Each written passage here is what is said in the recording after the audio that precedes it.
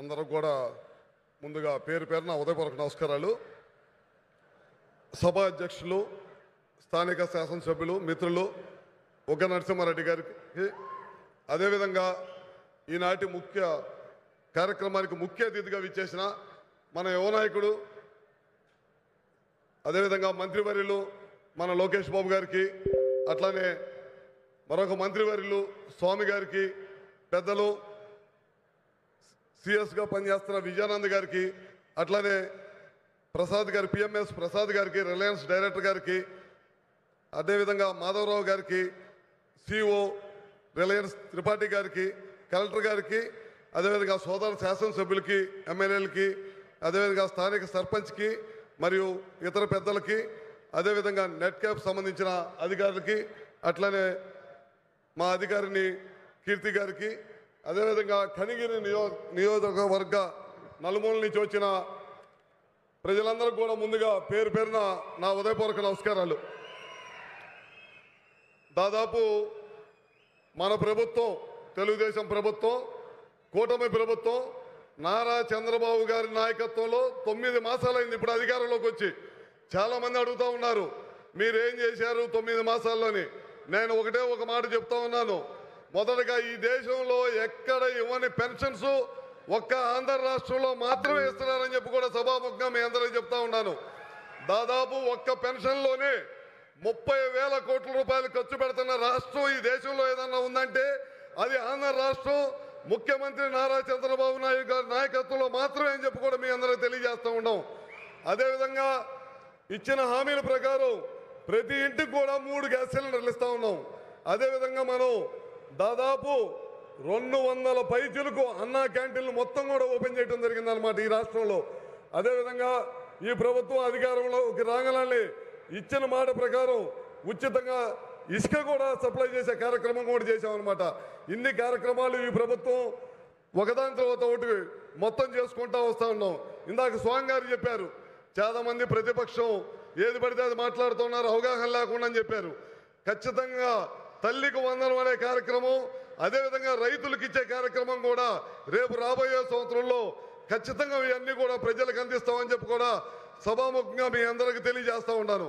ముఖ్యంగా ఇవాళ మనం ఇక్కడికి సమావేశం అవడానికి గల ముఖ్య కారణం ఏంటంటే ఇవాళ రిలయన్స్ సంబంధించిన బయోగ్యాస్ ఇవాళ ఇక్కడ రావడం జరిగిందనమాట. లోకేష్ గారు పాదయాత్ర చేసినప్పుడు చాలామంది యువకులు వచ్చి ఉద్యోగ అవకాశాలు కావాలని చాలామంది దారి పొడుగుతున్న అడిగారు. అందుకే లోకేష్ గారు ఒక బాధ్యత తీసుకున్నారు.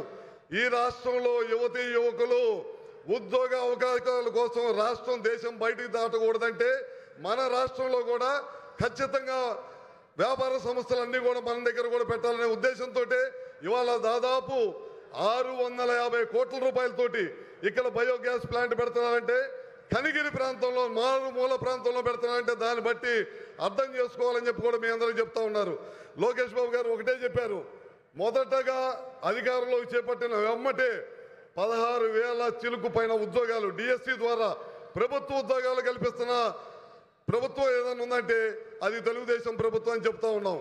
దాని తర్వాత ఖచ్చితంగా మనం ప్రైవేట్ సంస్థల ద్వారా కూడా ఉద్యోగాలు కల్పించాలనే ఉద్దేశంతో ఇవాళ 500 ప్లాంట్లు, ఇందాక వాళ్ళ సిఇఓ గారు చెప్పారు, గుజరాత్ తర్వాత ఆంధ్ర రాష్ట్రంలోనే మేము ఇవాళ ఇక్కడ ఇంత పెద్ద ఎత్తున 1,00,000 కోట్ల రూపాయలు పెట్టుబడులు పెడుతున్నాం.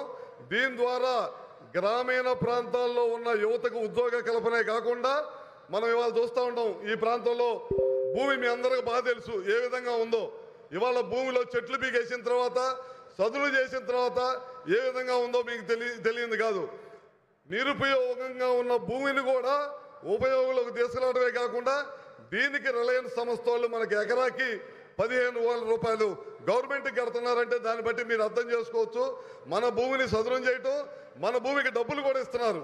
ఇవన్నీ కూడా చేస్తూ ఉన్నాం అనమాట. ఇట్లా ఒకదాని తర్వాత ఒకటి. అదేవిధంగా ఇవాళ గతంలో రాష్ట్రం నుంచి సోలార్ విద్యుత్ ప్రాజెక్టులు నిర్మాణం చేసే వాళ్ళందరినీ కూడా గడిచిన ప్రభుత్వం, జగన్మోహన్ రెడ్డి గారి ప్రభుత్వం తరిమి కొట్టేసింది. ఇవాళ మన ప్రభుత్వం అధికారంలోకి వచ్చిన తర్వాత రాయలసీమ ప్రాంతం, అదేవిధంగా ప్రకాశం జిల్లాలో కూడా అనువైన ప్రదేశాలు ఏమైనా ఉంటే తప్పకుండా ఇక్కడ కూడా రిలయన్స్ ఇక్కడ కూడా మన సోలార్ కానీ, విండ్ కానీ, పిఎస్పీలు కానీ రాబోయే రోజుల్లో కరెంటు ఛార్జీలు విపరీతంగా పెరగకూడదనే ఉద్దేశంతో ఈ కార్యక్రమం కూడా ఈ ప్రభుత్వం చేస్తూ ఉందని చెప్పి కూడా మీ అందరికీ తెలియజేసుకుంటూ, అదేవిధంగా మీ అందరికి కూడా ఒకటి చెప్పాలనుకుంటున్నాను. చాలామంది ప్రతిపక్షాలు మాట్లాడుతూ ఉన్నాయి. మన నాయకుడు ఎప్పుడు కూడా మన ఇప్పుడు తరానికే కాదు, భావి తరాలను కూడా ఆలోచించి పనిచేస్తాడు. ఆ రోజుల్లో 95లో ముఖ్యమంత్రి అయిన తర్వాత ఆయన తీసుకున్న టెక్ వల్ల ఇవాళ ప్రతి గ్రామంలో కూడా 100 నుంచి 200 మంది ఉద్యోగాలు దేశ విదేశాల్లో పనిచేస్తున్నారంటే ఆ రోజు నారా చంద్రబాబు నాయుడు గారు ముందు చూపుతోటి ఆ రోజు హైటెక్ సిటీ కానీ ఇవన్నీ కూడా నిర్మిస్తున్నారు కాబట్టి. అదేవిధంగా మొన్న ఈ మధ్య ప్రతిపక్షాలు మాట్లాడుతూ ఉన్నాయి, P4 అంట 2047 అంట అని.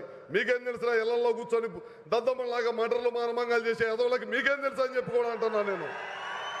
P4 అంటే రాబోయే రోజుల్లో ఆ రోజు అంబేద్కర్ గారు చెప్పారు, కులాల మధ్య అసమానతలు తొలగాలంటే అందరం కూడా కలిసి ఉండాలని చెప్పి. ఇవాళ P4 అంటే ఆర్థిక అసమానాలు తొలగాలి, అందరం కూడా సమానంగా ఈ దేశంలో బతకాలంటే P4 అనే కార్యక్రమం తీసుకొస్తారని చెప్పారు. అందుకే ఇలాంటి ముఖ్యమంత్రి మనకి ఎప్పుడు కూడా ఉండాలి. నారా చంద్రబాబు నాయుడు గారు లాంటి ముఖ్యమంత్రి ఈ రాష్ట్రానికి ఉంటేనే అభివృద్ధి చెందిద్దని చెప్పి కూడా మీ అందరికీ తెలియజేస్తూ ఉన్నారు. ఒక్క అవకాశం అని చెప్పారు. ఒక్క అవకాశం ఇచ్చినందుకు 20 సంవత్సరాలు ఈ రాష్ట్రం వెనక్కిపోయిందని చెప్పి కూడా మీరు అందరూ కూడా గమనించాల్సిన అవసరం ఉందని చెప్పి కూడా చెబుతూ, 9 నెలల్లోనే ఈ ప్రభుత్వం ఇంత అభివృద్ధి చేసిందంటే ఈ 5 సంవత్సరాల్లో మాటలతో చెప్పాల్సిన అవసరం లేదు. మీరే చూస్తారు. ఇవాళ ఇలాంటి ప్రదేశాల్లో, అడవి లాంటి ఉండే ప్రదేశాల్లో ఇవాళ 650 కోట్లతోటి పెట్టుబడి పెట్టి వ్యవసాయ రంగానికి సంబంధించి రైతులను కూడా కాపాడాలి అనే ఉద్దేశంతో ఇవాళ ఈ కార్యక్రమం చేశామంటే దాన్ని బట్టి రాబోయే 5 సంవత్సరాల్లో ఏ విధంగా ఉండిద్దో మీ అందరూ కూడా అర్థం చేసుకోవాల్సిన అవసరం ఉందని చెప్పి కూడా తెలియజేసుకుంటూ, మీ అందరూ మద్దతు ఖచ్చితంగా ఈ తెలుగుదేశం ప్రభుత్వానికి, కూటమి ప్రభుత్వానికి మీ అందరూ ఆ మద్దతు కావాలని చెప్పి కూడా మరొకసారి తెలియజేసుకుంటూ, ఈ అవకాశం ఇచ్చిన అందరికి కూడా మరొకసారి పేరు నమస్కారం తెలియజేసుకుంటూ, ముఖ్యంగా లోకేష్ గారు కనిగిరి ప్రాంతం, వెనకబడిన ప్రాంతం, ఈ జిల్లాలో పాదయాత్ర చేసినప్పుడు మన ప్రకాశం జిల్లాకి ఏదో ఒకటి తీసుకురావాలనే ఉద్దేశంతో ఆయన చెప్పాడు. ఇవాళ ఈ ప్లాన్ తీసుకొచ్చారు. పక్కన ఉన్న కందుకూరులో దాదాపు